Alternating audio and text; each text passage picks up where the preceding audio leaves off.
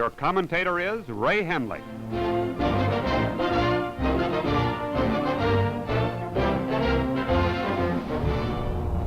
Italy's 0 hour has arrived.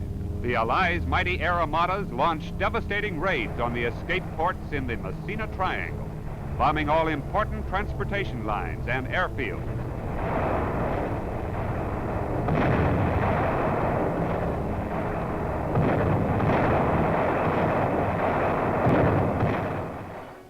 General Bernard Montgomery tells his 8th Army Canadian troops they'll never stop until they reach Germany.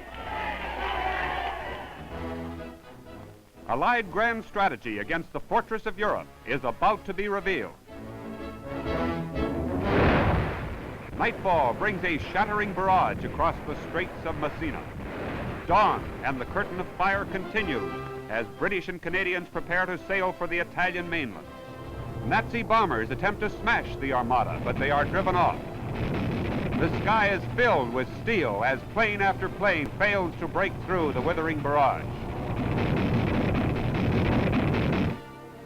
Beachhead, the first invasion of Hitler's fortress Europe on the toe of the Italian boot.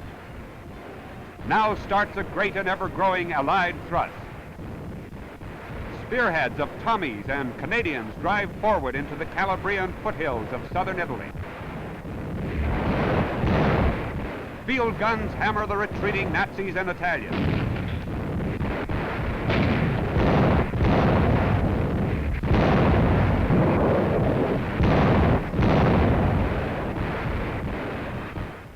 Suddenly Mussolini, the sawdust Caesar, is kicked out of power. His balcony empire collapses.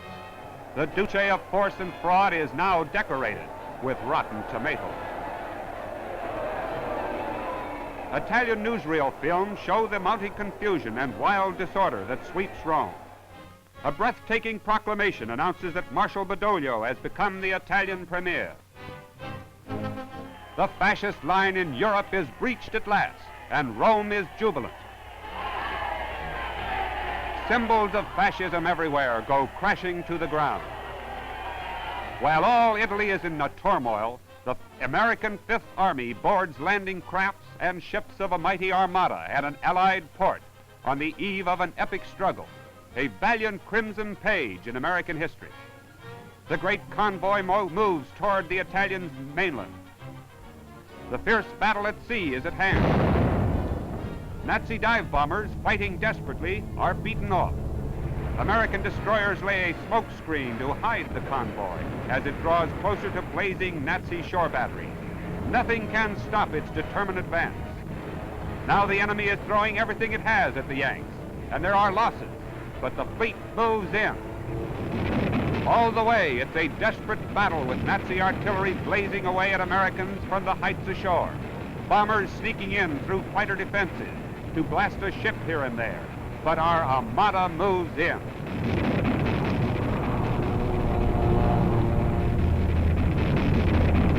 The usually peaceful blue sky over the Mediterranean provides a background for the fantastic spectacle of bombs and fire.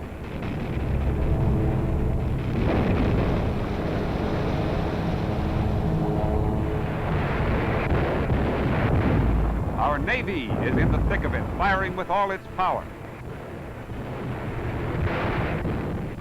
The Nazis get the range, and one more of our ships is blazing. The grim fighting forces move ahead, inch by inch, in the face of fierce opposition from German air fighters and desperate enemy strongholds. Another Nazi plane goes down to its doom. Struck by an inferno of shells, a big freighter laden with important supplies bursts into flames. A desperate effort is made to save her. Now a huge transport begins to disgorge troops into a landing barge as the invasion gains momentum. A landing boat is hit and bursts into flames.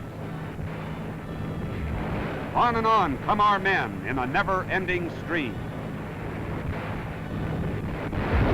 Here comes the boat of the valiant commander.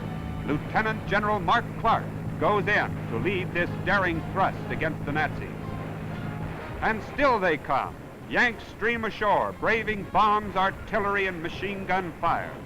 These are the first Americans to come to grips with Nazis in continental Europe. Their backs are to the sea. The Nazis have their backs to the wall.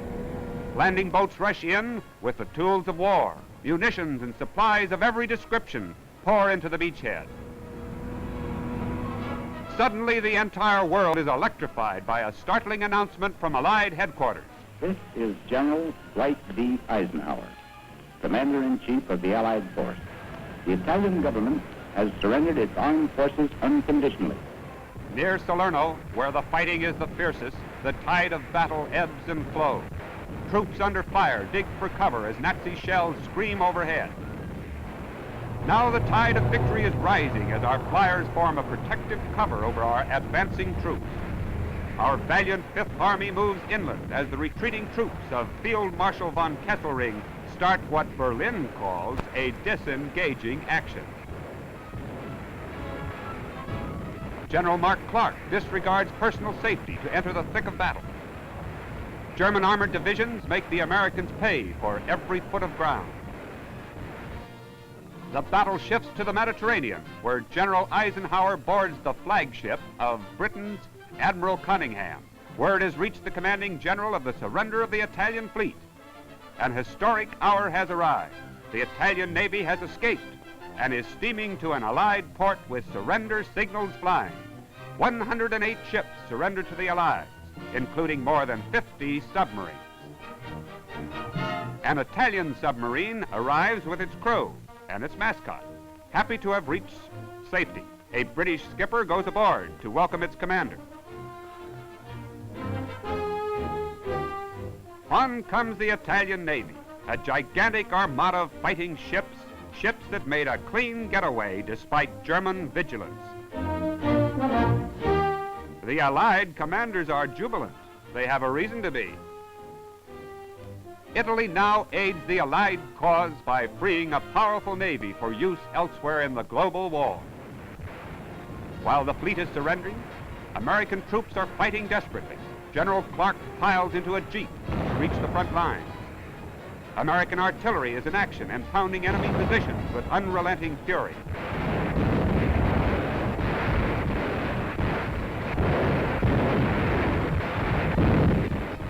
The ever-mounting ferocity with which the Nazis have battled to stem the American advance exacts a high cost in pain and suffering.